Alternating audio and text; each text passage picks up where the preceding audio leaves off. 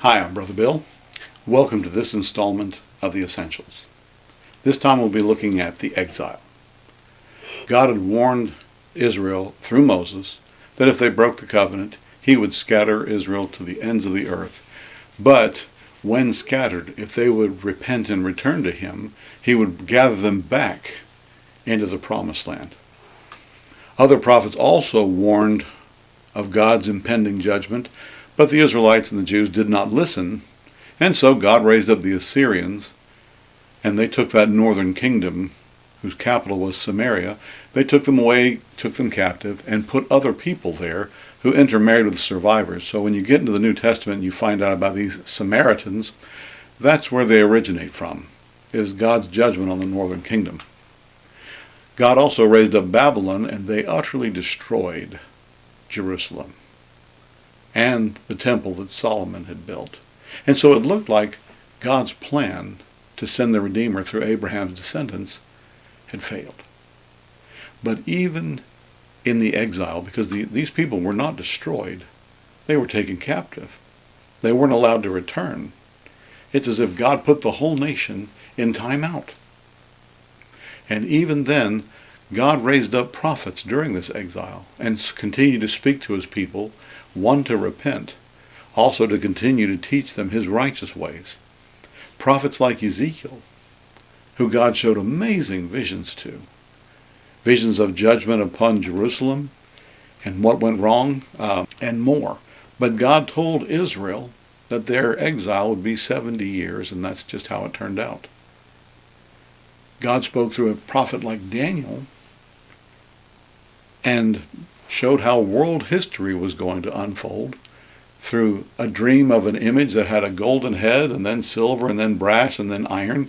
And that turned out to be just like God said it would. That was Babylon, that was the Persians, that was the Greeks, and then that was the Romans. More about that later. We don't have time to do a deep dive in that here on the Essentials. But after 70 years, Babylon fell, and the Medes, Cyrus the Mede, allowed the exiles to leave and return home if they wanted to. His successor, Xerxes, financed the reconstruction of Jerusalem. He took a Jewish man, Nehemiah, who was his butler, made him the governor of Jerusalem, said, take what you need, basically gave him a blank check, go rebuild Jerusalem, and it was so. They returned out of Babylonian plunder all the implements for the temple. Turned out they were stored. They weren't destroyed. And so when they rebuilt the temple, they had everything that they needed to resume their worship. And yet for all this, you see, God gathered his people just like he promised he would, out of exile. The exile that he sent them to, and along the way with these prophets, he gave more clarity about the coming Redeemer. Through the prophet Isaiah, God said that the Redeemer would be born of a virgin. He also said that this servant wouldn't just be a light for Israel, but to the Gentiles as well.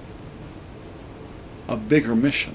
Remember, the people of Israel were supposed to be a kingdom of priests and a holy nation. God's desire has been to redeem the world, all of us. He said that the Messiah would be a healer through the prophet Malachi.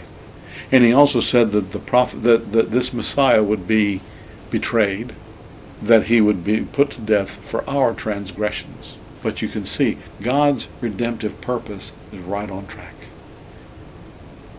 Despite the struggles of his people, God hasn't lost track of anything. He's carrying out his plan still.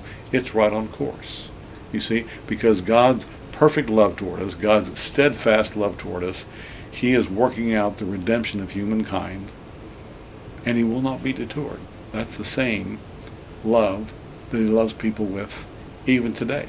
If you have any questions, you can always write me or email me, brobill@ferrandministries.org.